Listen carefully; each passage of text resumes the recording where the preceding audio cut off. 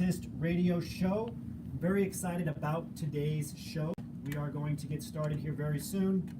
Today's show is about how to stay focused as a PhD in your job search or otherwise. We have on a very special guest, Dr. Greg Wells, who's going to be talking about his book, The Focus Effect, and a lot more, everything having to do with focus. We're going to talk about flow states. We're going to talk about how to approach your job search or any goal in a series of sprints.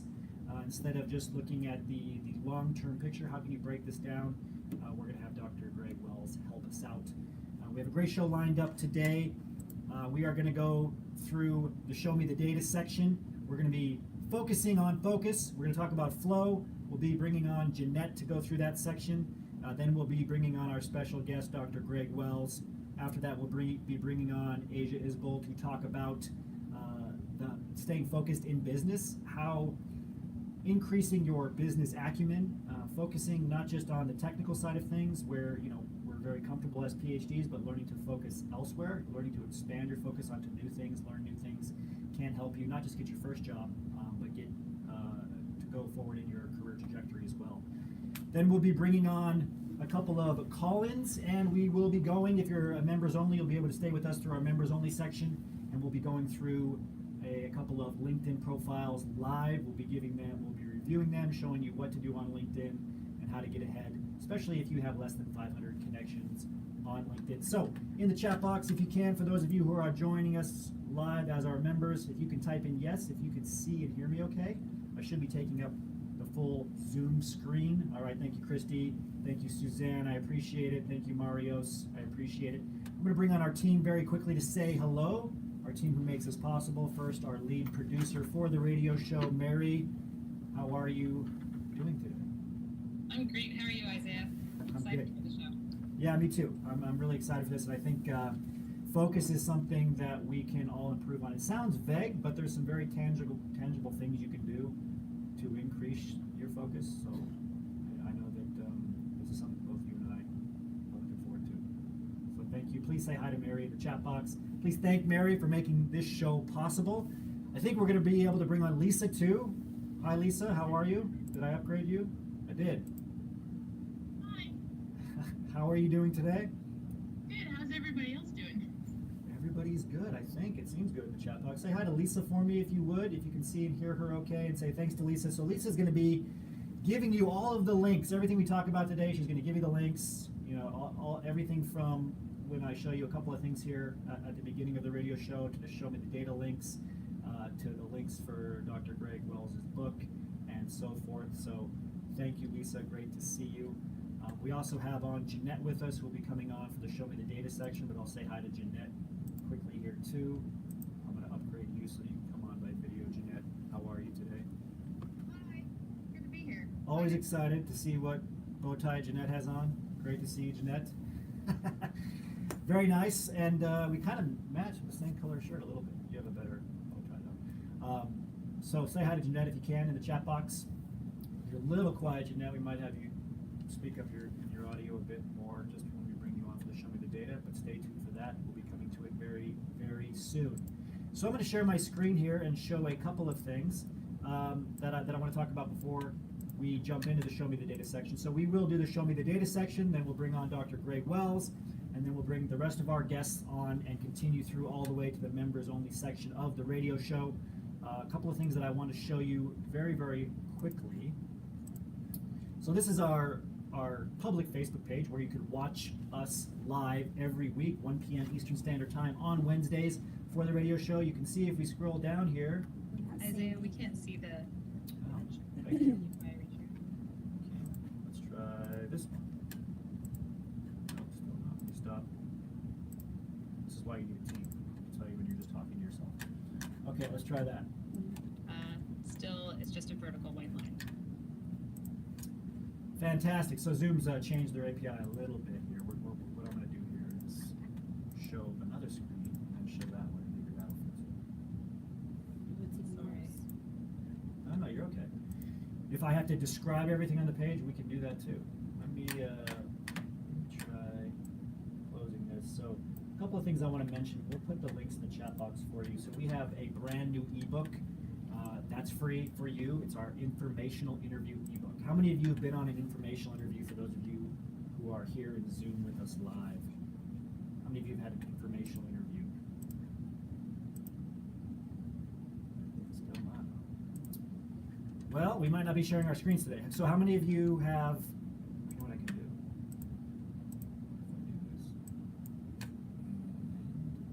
If I pull it out here. So a lot of you, some of you have not. And I'm guessing if you're watching us on the public page, you might not even know what an informational interview is. So we're going to talk about that here just for a second. Any luck? No. Maybe it's too big for the screen. Oh, paused. There we go. Yes. Hey! 15th time's the charm. Okay, so we're showing you our free informational ebook here. So if you don't know what an informational interview is, it's essentially where you set up an interview with somebody to find out about them, their position, right? Preferably if you're in the middle of your job search, you set up an informational interview with somebody who's working in the job that you're interested in, or working at the company you're interested in. There is a process for doing this. You don't just reach out to somebody for the first time and ask for an informational interview. You don't ask them kind of an open-ended, hey, can you get together sometime and talk, right? Because if it's not time dependent, if it's not a focused request, they're very unlikely to say yes. This ebook goes into all of these details. You can go to this page here. It's just cheekyscientist.com/informational-interviews, and you can get this ebook for free right now before the end of the radio show. So make sure you click on that link and get the ebook. All right, so now I'm going to try to share my screen again. Don't worry, we'll get through this. And I want to show you, let's see, share button. I want to show you a couple of other things. We also are about to open up enrollment for our Advanced Scientist MBA program. Our Advanced Scientist MBA program is one of our most popular programs.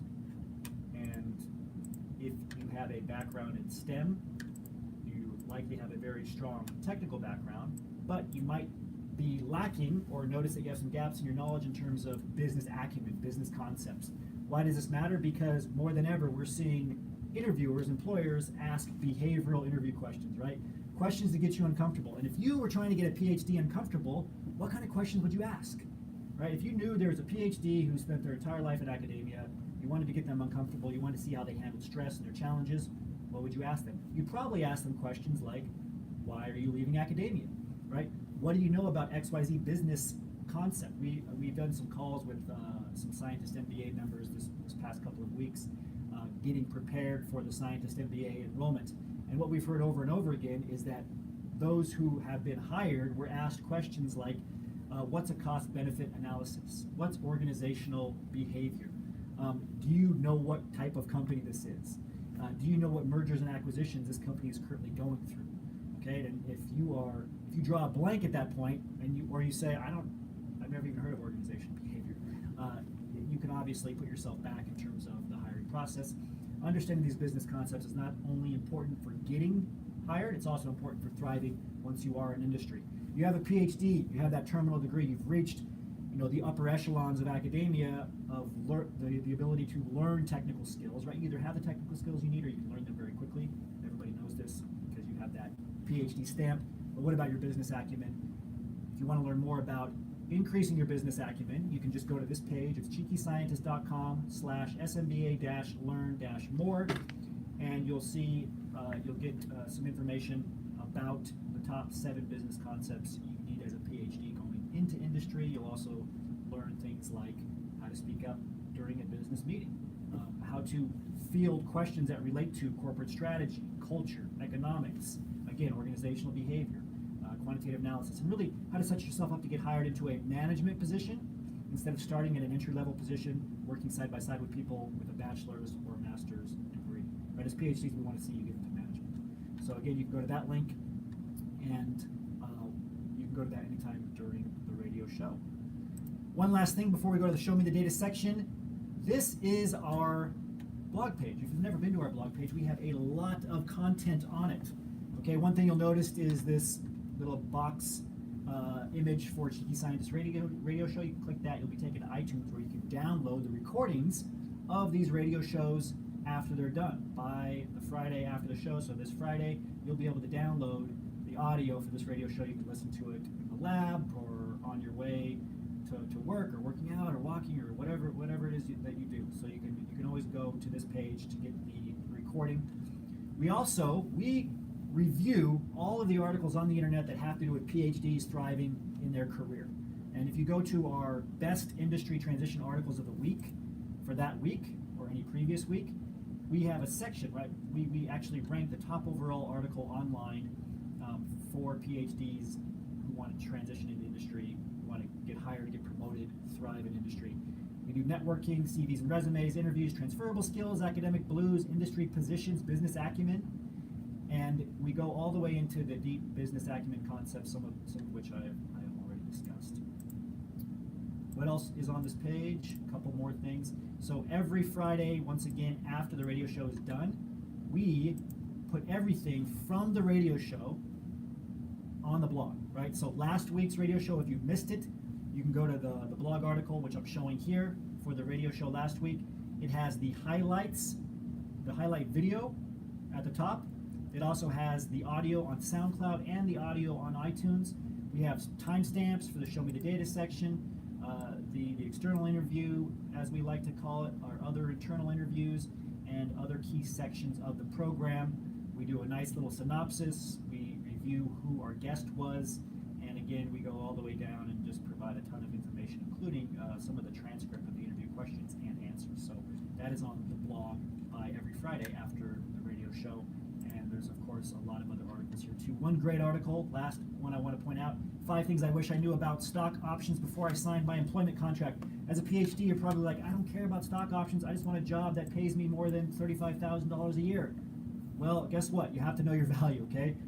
After negotiating your job salary, you're going to be negotiating other types of benefits. One thing you should really be looking into is either equity or stock options. And I know this might seem like icing on the cake for you, but you have to, again, know your value. This is something that you have earned, especially if you've made it all the way to getting a job offer or right about to get a job offer, so make sure you check out this article. All right, so we're going to move forward to the Show Me the Data section. I want to make sure I can see all of our participants in the chat box for questions. I want to make sure we can get Jeanette back on here. And we're going to start talking about focus and flow states. This is going to set us up for our special guest, Dr. Greg Wells. His book, again, I'll show it to you a little bit early if you want to check it out while we're going through this, The Focus Effect. Here you can search The Focus Effect on Amazon or online on Dr. Greg Wells' website as well. We'll talk more about that later. Okay, Jeanette, let me just start by saying, what is flow? What is flow? What does it have to do with focus before we even go to the first figure? Yeah, that's a great question. So flow is sort of like if you're ever done something, the way that I like to describe it is when you do something and you sort of completely lose track of everything else. Nothing else matters. You're completely like engrossed in whatever you're doing. You're totally focused. That's my connection between flow and focus. Is that you're totally focused on what you're doing and nothing else matters. So like for all of our attendees right now watching this show, basically. Maybe, in our own heads. Maybe for you right now in this moment. Okay, so yeah, so give me some examples of when you achieve flow. Yeah, I'm just so curious. for me, there's 2 times when it really happens. Whenever I'm writing something new, that's one of my passions is writing and putting things down and creating, and so that I can write forever. Yes. And then I'll all of a sudden look up and like 5 hours have gone by. Yes. And then the other is, it's interesting, but it's whenever I'm researching, right? So I think a lot of PhDs, this might be similar. Whenever I'm looking for information, like I have a question, and I'm like scouring and trying to find that answer, I literally will sometimes spend the whole day doing that. And I'm like, oh no, I was supposed to do a lot of other things. So. That's fascinating. You know what? And I didn't even think of that. I'm the exact same way. And you're right. I bet most people watching this, like we've all got a question in our head, and you're right, that's usually the trigger. And then we just go down this rabbit hole. And I think that's what separates PhDs from most of the population. Most people aren't like that. They give up at like the first Google search, like the first instant. But as a PhD, you will go to a library, right? Like most people don't even know there's still libraries. You'll go to a physical library. You'll go look at a book, like an actual book that exists that was written 60 years ago. Open that book, flip to the back section, look at the references in that book to find older books or things that you can only find in those little weird things in the library where you can look at old newspaper clippings. Yeah, thanks. From like the 20s. That is power right there. And so we're going to talk about how powerful flow states can be and why you should identify what your flow states are. You know, there are some similarities, like a lot of people writing. It can be exercise, it can be research, it can be conversation is one, right? Certain types of conversations. For PhDs, one of our, I guess, our Achilles heels is the only conversations we get lost in are ones that have to do with like technical stuff and work. And we talk about anything like we get into an interview and somebody brings up the weather or like a personal story, and we're like, what's the point? What's the point? And we don't get lost in it. Yeah, we're thinking about other stuff. So all of this matters, right? There's a very practical side to it, and there's a way that you can leverage this, even change it to your advantage. So let's dig into the data here before we bring on Dr. Greg Wells. The first show me the data figure, the title is Beyond Boredom and Anxiety. For those of you who are listening to us by audio, be prepared to be impressed that I can say this name, if I can, no pressure. Mihai Csikszentmihalyi. Pretty good, right? You can see that I spelled it out down here if you're watching my video. So this is a great, it's from a great book called Flow, and I forget what the subtitle is, but Flow is a book by Mihai Csikszentmihalyi. This you can actually find on the website sci2ucsd.edu. There's a longer tail there. It's a PDF. We'll put it into the chat box for those of you that are here. But basically what you're going to see in this figure is two different charts. On the y-axis we have action opportunities, and in parentheses we have challenges, and then on the x-axis we have action capabilities, in parentheses we have skills. And then there's these linear lines going through the center, right, on the left graph, Jeanette, that say flow, and in parentheses there's like play, creativity. It could be writing, researching, some of the things that we just said that put people in flow, right? If you go high on the y-axis to the top of the action opportunities, but low on the x-axis for action capabilities, you have anxiety, right? And vice versa. If you go high on the x-axis, action capabilities, but low on action opportunities, you also have anxiety. So it seems, Jeanette, that what they're showing here to set up the second chart is that the state of flow is right in between, right? Like there's like this sweet spot. Can you help me explain this a little bit further? Yeah, of course. Yeah, you're right. That's a great way to think of it. It's like a sweet spot where your capabilities, what you believe your capabilities are, and the challenges that you're faced with, where they're at this level where you feel challenged and engaged, but it's not so overwhelming that you feel anxious, right? So it's about finding this place where you're not bored, right? And you're not anxious, but you're like excited, and you're right in the middle of this sweet spot.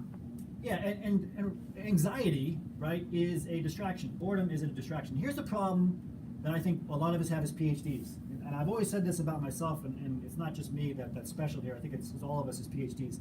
We have a very thin line, right? We're either bored because it's too simple, it's not engaging or challenging enough, or we are stressed out of our minds, right? So we can tolerate way more challenges than the majority of the population. So this thing is, you know, it's squished in one sense, our sweet spot. And so we have to be extremely challenged mentally to not be bored. The problem is that we go from finding that level of where we're challenged to the fullness of our capabilities to our biology just not being able to handle it, right? Like that's why our line is so thin. We've already pushed ourselves up to be able to handle mental challenges as far as almost humanly possible, really, as PhDs as a sample of the population. But our biology is a limit in some sense. We're going to try to help you hack that limit with Dr. Greg Wells. But you know, it could be, think about whatever your triggers are, or whatever your, I guess, your alarm bells are when you know you're under stress. A lot of us have been bored. We've challenged ourselves a little too much, and then like our eye starts twitching, or we can't sleep, or we're thinking about it, or we feel depressed, or we have this depression, anxiety that's rampant in academia now. Anything to add to that, Jeanette? Do you agree? Do you have a thing? Yeah, no, I agree. I agree that it's a thing, and I think that if we talk about the figure that's on the right, yes, it's kind of showing like that this A, Y, X dot, which is above, into that anxiety section where you're pushing yourself too hard. yes. And then you can sort of get yourself back into flow, right, by adjusting either the challenge level or your skill level. Yes. Right? But I think that it's also like mentality, right? So it's actually not your actual skills. It's what you think your skills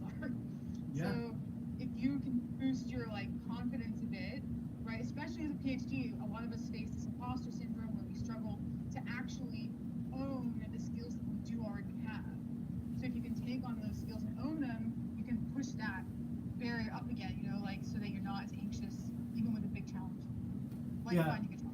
Great point. Yeah. So the chart on the right is just showing, okay, what happens if you start drifting out of that sweet spot? Even if you start going up on the y-axis or up too far on the x-axis, where you're not going up respectively on the other axis, right? So you're missing that linear sweet spot.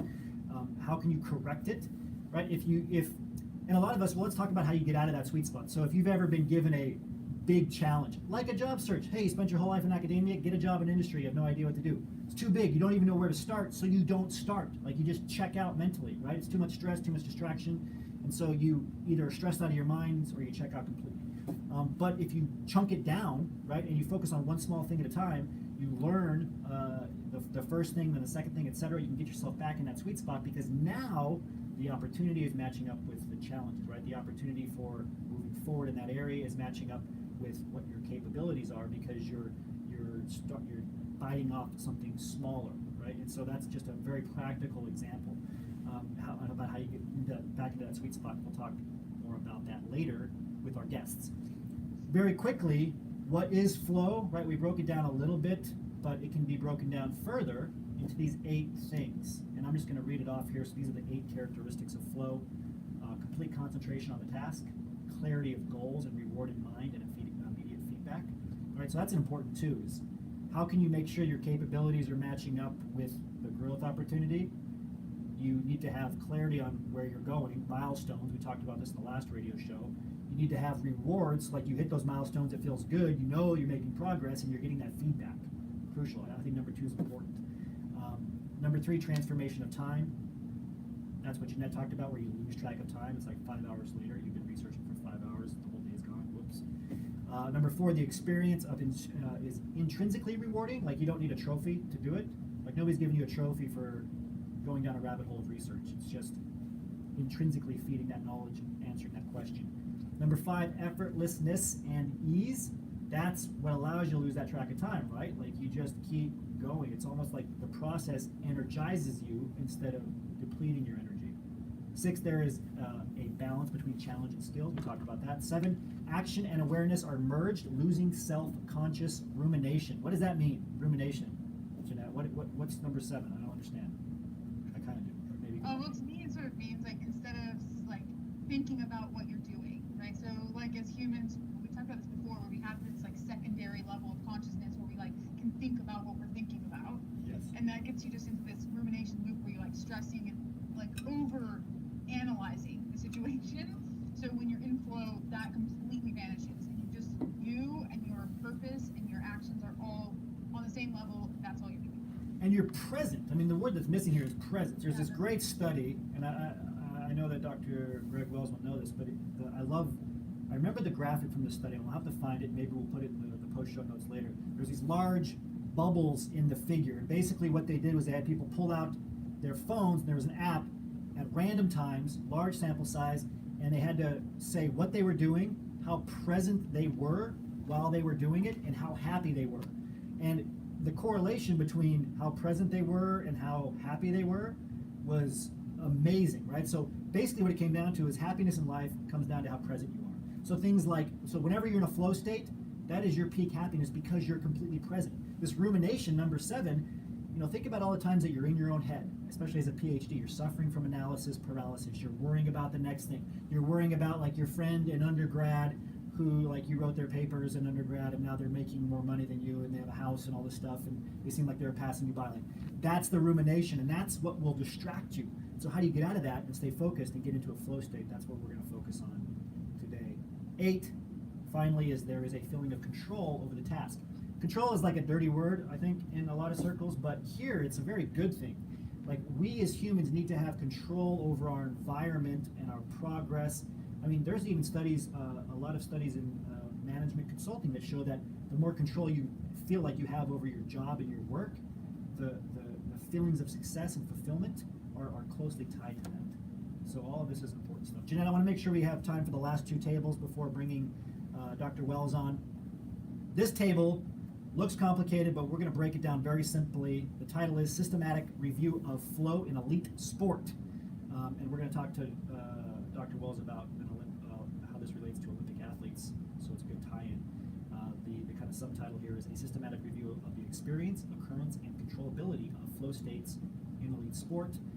This is on eprints.lincoln.ac.uk with a lot of other characters, but we'll put the whole link in the chat boxes on social media for all of you. So I'm seeing a big table, Jeanette. It says summary of the factors identified as influencing flow. So when it comes to flow, getting into flow, staying in flow, what's the most important thing? So this table breaks it down into looking at how many times different factors came up in studies about flow, right? So what factors influence getting into flow and staying there, and then this shows you like how many studies that they looked at that Yes. those were found in, right? Yes. So there are a few things that appeared in all the studies. Like all of these things are really important for these elite athletes to enter this flow state where they can perform at their best. And the big one that I'd like to highlight is focus, right? Because that's the focus of this episode, and that was key. Like they had to be focused on the right things at the right time in order to enter this state of flow. And the other things that were on there are preparation, motivation, arousal, thoughts and emotions, and confidence, which we also discussed in that first figure a little bit, that you have to have all of these things together to sort of enter that ideal state. Yeah, and the focus, the control of the focus is the difficult thing. And that's what we're going to talk to Dr. Greg Wells about a lot. I don't know why I keep saying his first and last name, but Dr. Wells, I can shorten. So, but we're going to talk about that. But I want to highlight preparation too, because this came up in a couple of the past radio shows. The radio show we did recently on habits, as well as the radio show that we've done on time management before. And preparing, right, spending a little bit of time in preparation helps you get into that focus state and stay there. Especially during the interview we had with James Clear on these atomic or tiny habits, right? That time that you spent in that transition period when you first were going to do that habit. Like you either make the decision to start surfing the internet or to start working, right? Little things like that. Like that allows you to get into that focus state. And so if you prepare for it, if you think ahead, like, okay, this is the challenging moment, this is the limiting factor, that's a big difference. Also motivation. For, a lot of people in terms of habits in the past have focused on cues, routines, and rewards. If you remember, we also talked about, what did he say? It started with a C.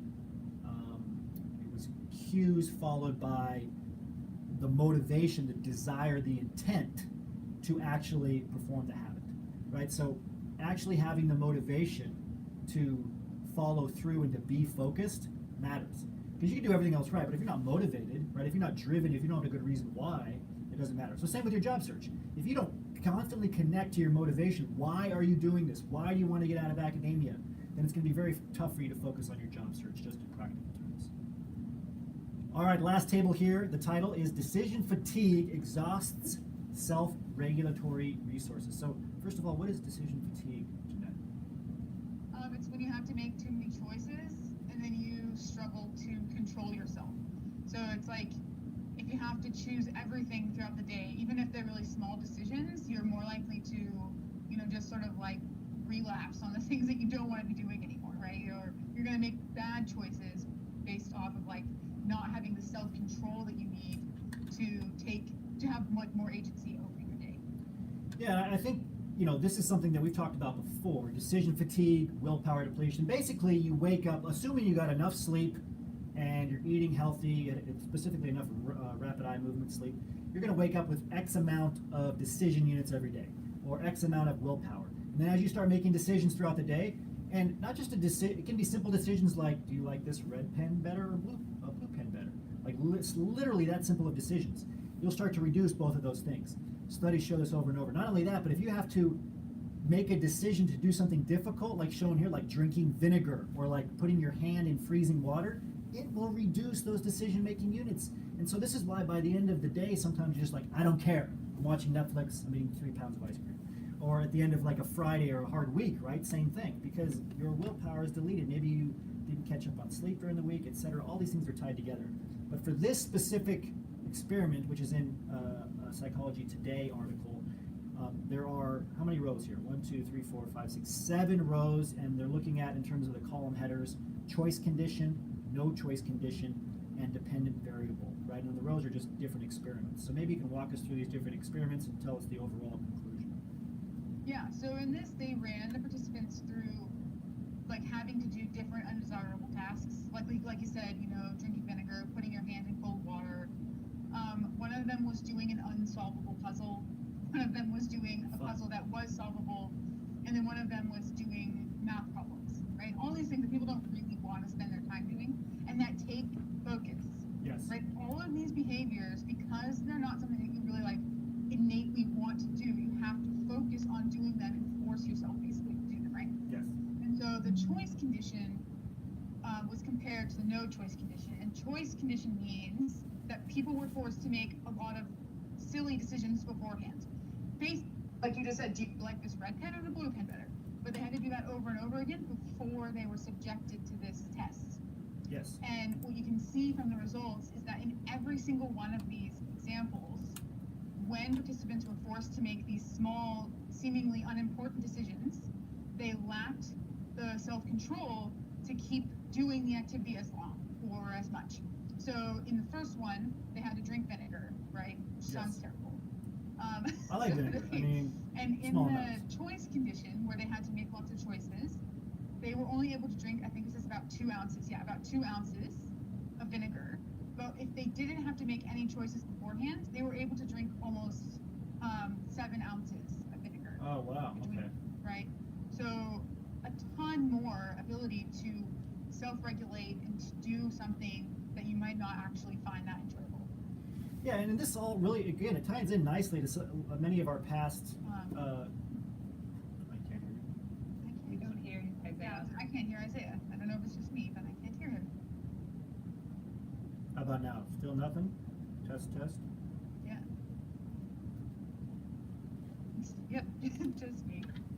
Just So you saw the continue. same. We still can't hear you, Isaiah. It's freezing on me here, so if you can't hear me, Nope. you go ahead. I'm going to reboot. I'm not a lip reader. I can't spell. How about now? Good? Oh, yes, we can hear you. Sorry, yeah, the mic went out here. I'm going to see if it can go back in. If that happens again, Jeanette, you just have to take over the whole thing.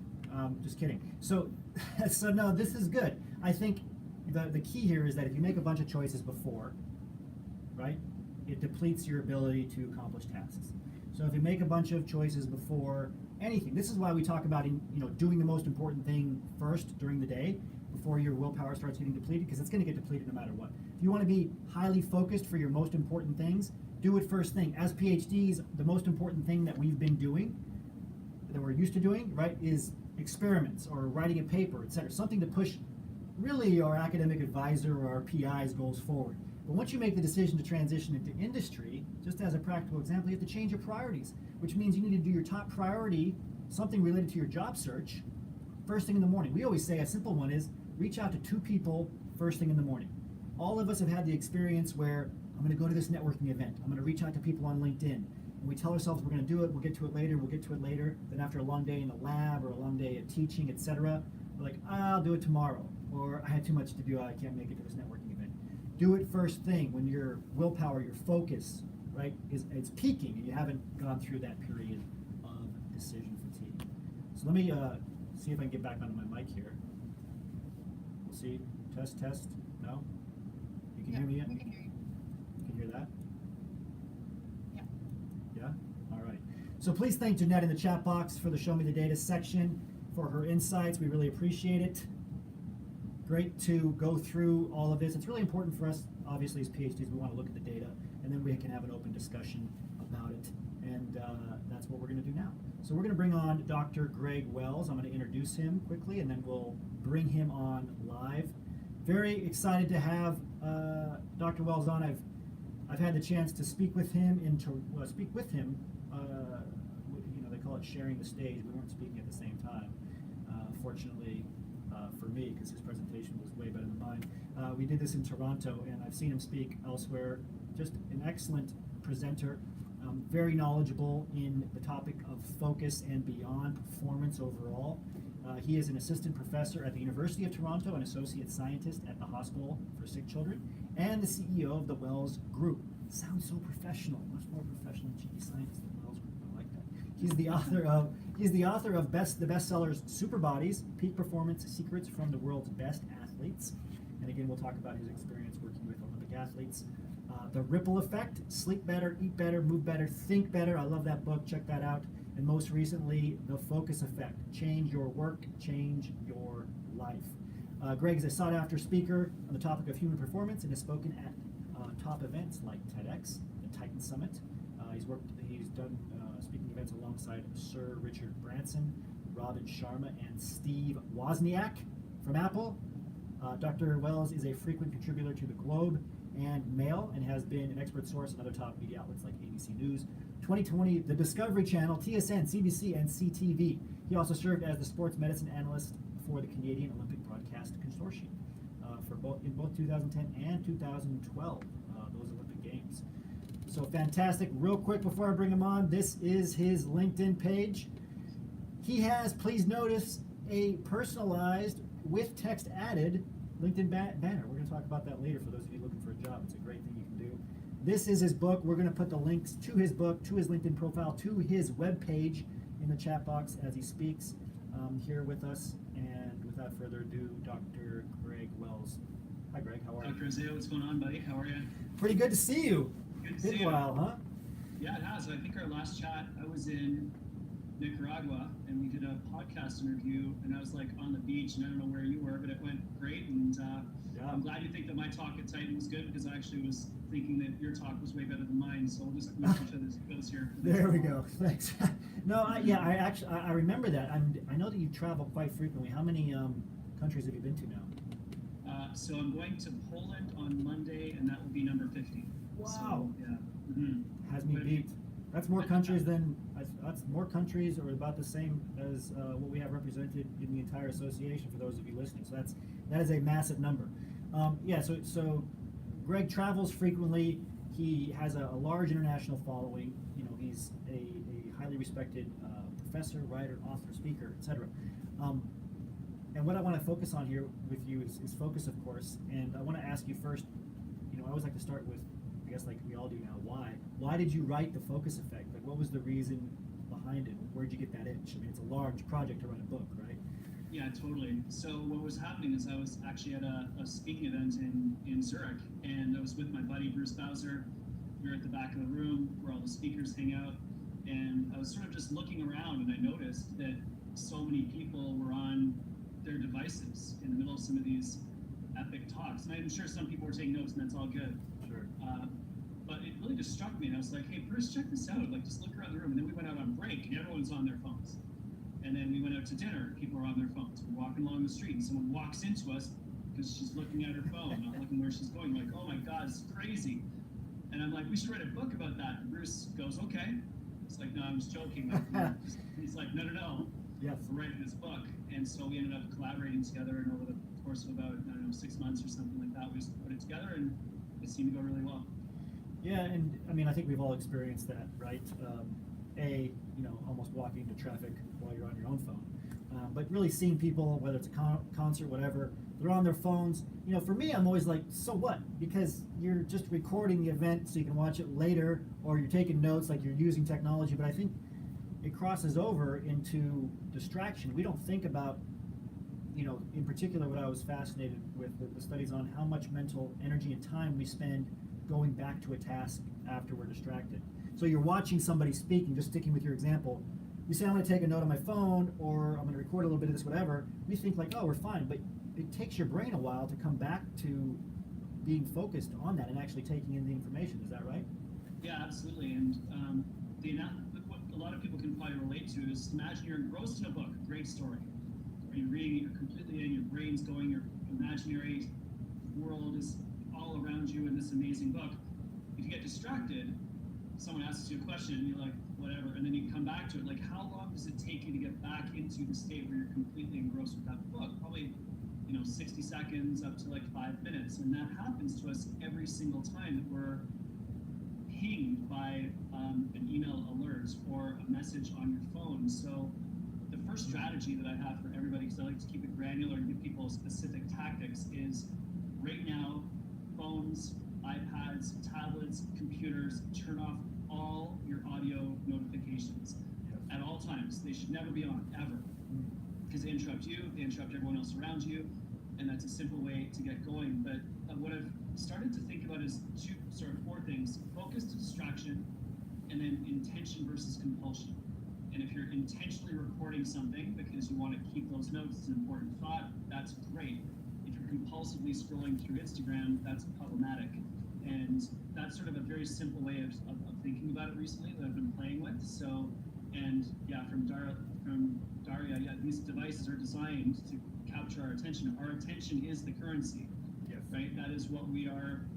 That is what's being taken from us. As long as you are controlling your attention, then you're probably doing what you need to be doing. If your attention is being controlled by someone else, then that's a problem.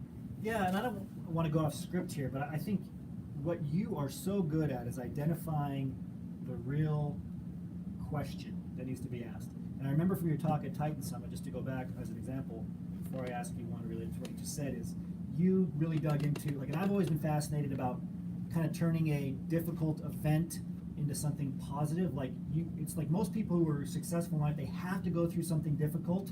They have to go past moderate pain to like extreme pain to make a change. And for those of you who are here, you're probably here because things got so painful for you in academia that you were like, I want to learn about business, industry, etc. And the question you asked is, how can you have that shift and that change without the pain? And I just thought that was brilliant. Stuck with me ever since. I don't want you to answer that question right now, but maybe if we have time later. But the same thing here, what I think you just said is, and what I've always been curious about is, okay, compulsion, it sounds a lot like a habit, right? And intention, the problem with intention is when you do something intently, you're using a decision-making unit. So it's like, it's a cost-benefit analysis in a sense. So if you're doing something with intention, like you're just pulling this out to write a note, whatever else, how do you keep that intentional activity from turning into a habit, which makes it a compulsion? I don't know if you have an answer for that, but it just came up when you said that. Yeah, it's really interesting. I don't know if I do have an answer to that. What the technique that I've been using a lot lately to try to control email, control social media, control everything, is blocking time. And so I have to use social media because I'm transitioning out of academia into business. So I want to share my information with the world to capture people's attention and make sure that people are thinking about stuff that I'm thinking about. So I'm using social media to share positive messages in the world, so I use it. But it can become overwhelming because you make a post and you're like, how many likes does that have this hour, right? So I've gone to blocking social media for 30 minutes at the end of every single day. Or in the evenings, I check everything, I respond to everybody, and I make sure that the posts are queued up for the next day. 30 minutes, once that's it, I've actually taken it off my iPad. I try to do it only on desktop and monitor a couple things on my phone, but that's about it. Like, really control it. Email is another life destroyer, so you have to really control email. And when you look at it, the top people in the world that I've been encountering and working with are learning to block emails twice a day, 11 p.m., 4 p.m. Go in, check your email for half an hour, get it done, and then move back into something that's important. If you're switching, task switching between something that you have to do, let's say it's a job search, let's say it's preparing your resume, it's an application letter, you need to dive deep. You need to be completely engrossed in that task. And if you're flipping back and forth between that task and your email, your text messaging, and the rationalization is, well, I have to know if that person that I've applied for is going to respond to me. You know, they can wait 30 minutes. The world can wait 30 minutes. Yeah. That's really, really key. And the way that works physiologically inside the brain is that your brain cells burn sugar and oxygen for energy, and they have no stored energy. So whenever you have a thought, whenever you're doing a certain task in your brain, a certain part of your brain will work, and blood flow will go to that part of the brain. Oxygen and glucose will be delivered to that part of the brain. So it works, it's functional. Electricity can fire around and create the thoughts, create the learning, solve the problem. If you task switch, there's no such thing as multitasking, by the way. If you're task switching, if you're moving back and forth between tasks, then that part of the brain needs to shut down, and the other part of the brain needs to be activated, blood flow needs to shift. It costs a lot of energy, it costs a lot of time. And so anytime that you can set yourself up for success, a way to set yourself up for success is by blocking your tasks, being super focused, do one thing at a time. As you said earlier, priority management, most important things early in the day. And if you can do that, you're gonna really set yourself up for success and overcome a lot of the obstacles that exist in our world right now. Yeah, and I think that's a big thing. And the question that always leads me to when you talk about, okay, being intentional with blocks of time, setting up your environment, automating things, all good. But at the same time, your brain has unlimited potential. And you need to be in control of it. Like, you can use all these things, but you can't blame these things. You are responsible at the end of the day. Everybody has a great plan, and I'm paraphrasing like a boxing quote, right? Until they get punched in the face. Or everybody has a plan until something goes wrong.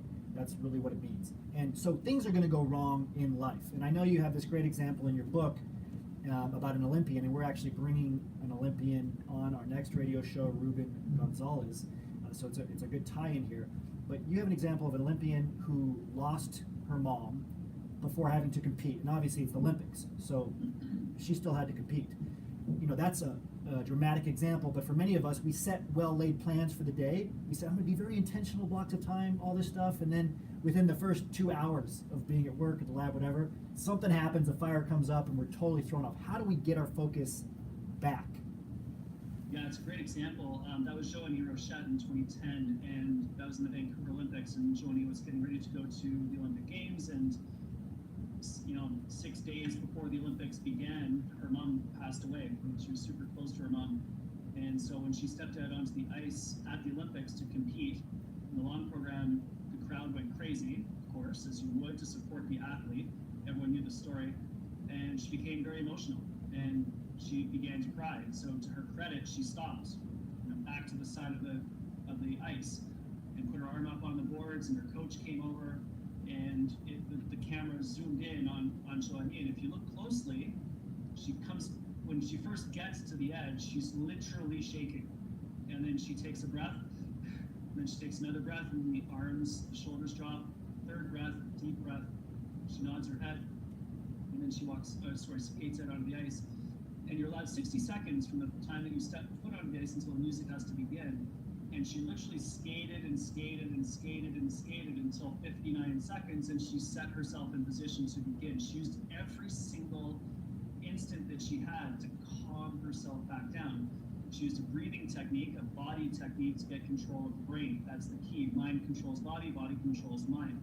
And the stress center of your brain is connected to the breathing center of your brain. So you can activate yourself, you can get more excited. Short, fast, shallow, choppy breaths, like hard exhales. You see that in tennis players that scream when they hit the ball. That's the extreme activation of your body and mind using breathing. And then you can do the opposite, which is when you take a long, slow, deep breath and calm yourself right back down again.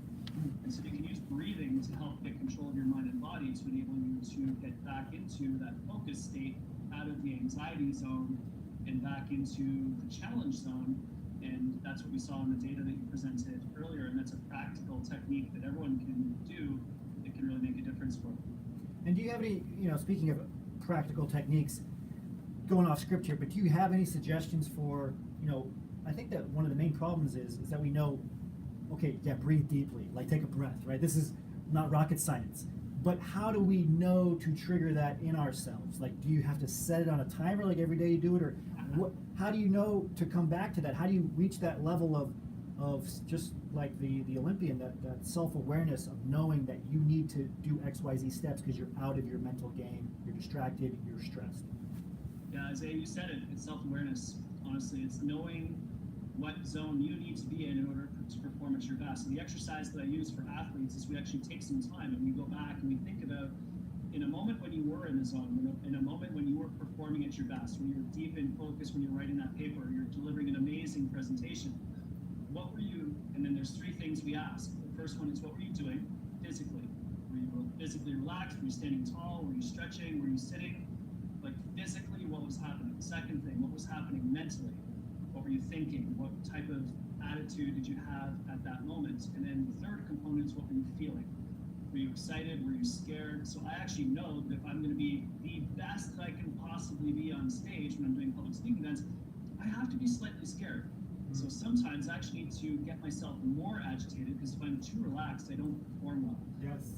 So I'm like, oh my God, there's a lot of people here. Like, there's some epic, like Wozniaks over there listening. This is crazy, right? And then I'm like, and then I can perform well. Yeah. But there's other times, like when I'm playing with my daughter and son in the park, where that doesn't work well. And in those cases, you've got to be chill. You cannot take your stress into your family life. So in those cases, you've got to really, really calm yourself down. So it's about self-awareness. Where are you right now? And understanding what state do I need to be in, and understanding that you control your state. The world does not influence, you create your own states no matter what. And you really need to be able to work to control that, and you totally can. It's not going to happen the first time. The first time you try it, it's going to blow up. The second time, you're like, okay, maybe that worked a bit. And the practice that has probably had the biggest influence in my ability to get into the zone, stay in the zone, eliminate ruminating thinking, which you alluded to earlier, is meditation. And so I've got Headspace, the app on my phone. Calm is another one that's amazing. I actually took my family to India up into the mountains last year to learn meditation because I want my kids to be able to do it. So it's an incredibly powerful tool that we can use to train the brain to be able to focus and to especially let go of thoughts that are not moving us forwards. Yeah, great examples. I mean, one that I like to do because I have a hard time sitting still is taking a cold shower. Because if I tell my brain to do something, like cold shower is great because you know you're not going to die, but it's probably like the worst thing that your brain can imagine because you know what's coming. And so if you can say you're doing this right now for this amount of time, and you can train your brain to listen to you, to focus, etc. Yeah, meditation is all kinds of things. And I think I love that you came back to that because a lot of times it's easy to say, well, it's technology's fault, it's this fault, I just need to automate better, I need to do this. No, you also have to be mentally strong as an individual to be focused, and you have to practice that, right? 100%. I'm glad you mentioned the cold shower. A lot of people are doing that right now, and there's a study that I found, and I'm blanking on the author. I'll try to find it and send it over to you guys. You can post it in the show notes. Is that a cold shower, specifically about 30 seconds, cold water, base of the neck, between your shoulder blades, increases the release of adrenaline, which improves concentration and focus, and improves test scores for students. And so I recommend for everybody, when you're finished your warm shower in the morning, 30 seconds of cold water right at the base of the neck, and there's all sorts of really interesting benefits that are beginning to be observed with that. Wow. So people can try that out. All right, great. And I think we have about, let me check the time here real quick. Got about 2 minutes. So I want to get to a couple of things here. So real quickly, busy work versus productivity. How do you measure it, right? And when you talk about it in your book, what distinguishes one from the other? Yeah, so I'm glad you brought that up because this is an area that's so important for people, and ultimately what we're talking about here is making a fundamental shift in the way that you manage yourself. And the fundamental shift that I'm recommending people consider these days in this era of distraction is shifting from time management, living out of your calendar and your to-do and your task list, to priority management. So we're not managing our time anymore, we're managing our priorities. And we're always going after the top 1, 2, or 3 priorities during the time of the day when you are at your best, using your circadian rhythm. So I know, Greg, I'm really good mentally from about 7 a.m. until 11 a.m. After that, I deteriorate rapidly. So I built my entire day, wake up, work out, double espresso, 4 hours of power work, and then I'll disappear for a while. I actually went for a run at lunch to do what I call this, and Robin Sharma calls the second wind workout to get my afternoon back because I knew I had to be on with you guys and just put back a bowl of coffee to make sure I was on fire for you this afternoon. But after this, I'm going to go like crash. So that's the thing. Move from time management into priority management, and you're going to crush everybody. So is that what you call the power work time in your book? It's when you are mentally peaking and protecting that time for your highest priority tasks.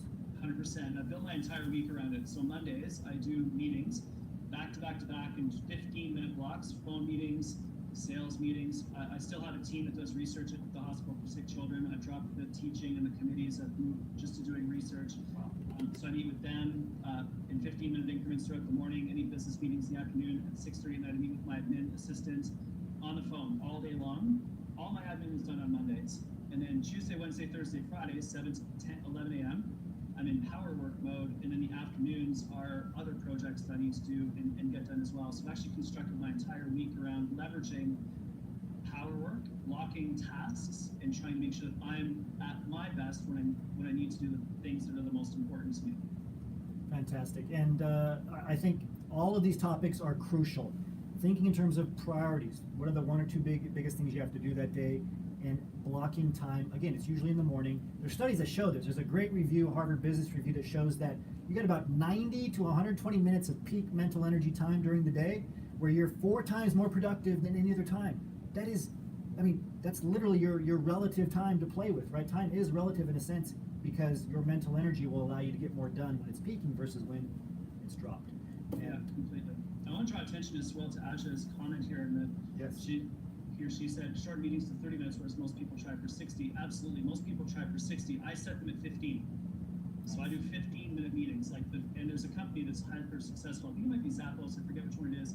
That actually only lets conference rooms be booked for 7 minutes, and they've got no seats, so you can't sit down. That's great. And then the other one is you just do everything that you can to try to minimize the time that you're in meetings so that they're super hyper effective. So yeah, go with that and take it to another level, not just 30 minutes. Let's get down into 15 minutes. Get in, speak, get out, and get back to what you need to be doing. Absolutely, and I love that. Thank you very much. Please thank Dr. Greg Wells for coming on.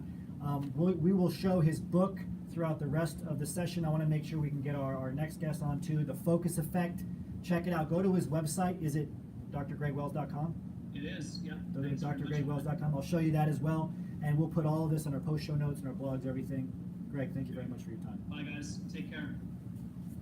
Okay, so please, again, if you haven't yet, thank Greg in the chat box. That was fantastic. I'm going to go right to bringing on Asia Isbell. I have a very specific question. I'll do her intro afterwards because she is at work right now and has to leave very soon. But I wanted to get your take, Asia, on how to stay focused once you're in industry when things kind of go topsy-turvy. I know you've had a lot of experience working at different companies where maybe there's been a merger, where something big has happened. What do you do to stay focused on your career, on your team, etc., during those times?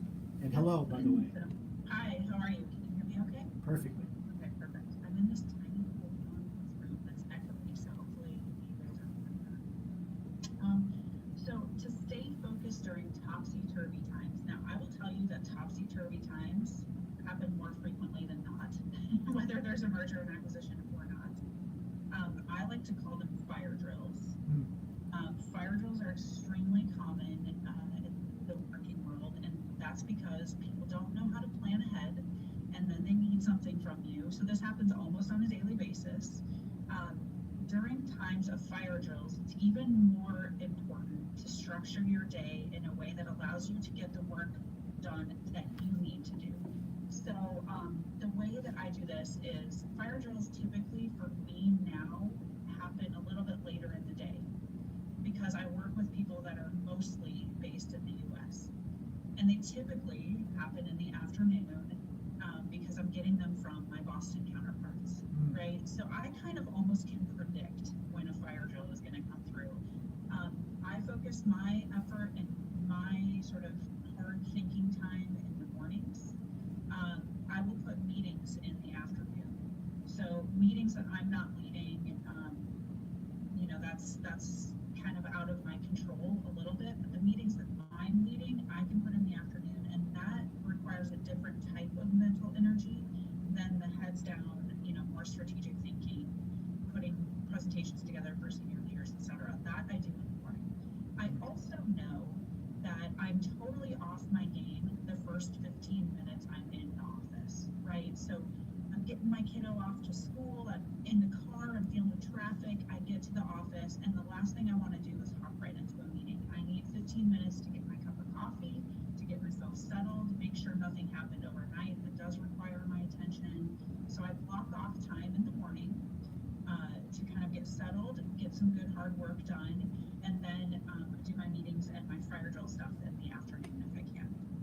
Yeah, That's how I structure my day overall. But here's the thing. During mergers and acquisitions, you have to stay focused on your work.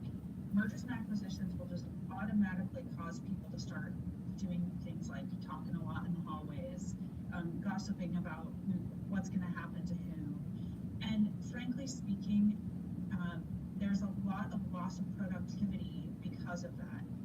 I value myself enough to know that I can contribute to the company during those times, right? So I don't allow myself to be as distracted as other folks during those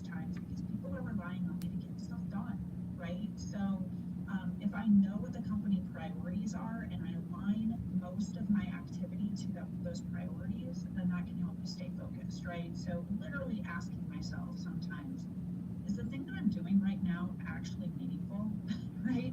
Or can I put this off until tomorrow? Like, where do I actually need to be working and doing my, focusing is something I ask myself all the time. The way this plays out on a day-to-day basis, if you're working on a brand, for instance, there's a strategic plan, there's a tactical plan, and I used to have a one-pager that I would carry around for my conversations. And if people were asking me to do other stuff, I would literally ask, hey, this is, these are the 5 things that we agreed upon that I was going to work on in the next year. Happy to change my focus if it's a meaningful business impact, but how is that going to impact the other things that I'm working on? Those prioritization discussions, which I think we were just kind of getting to at the end, should drive your day-to-day and should help you focus your mental energy and your actual work energy where you put the work in. A lot of ground that was covered, and we'll spend some time unpacking it. Asia is, of course, the program leader for Scientist MBA, and this week, for those of you who were able to attend, we did a mergers and acquisitions webinar, and staying focused during these times of change, during these fire drills, as Asia said, is crucial, and we'll dive into that a little bit deeper here.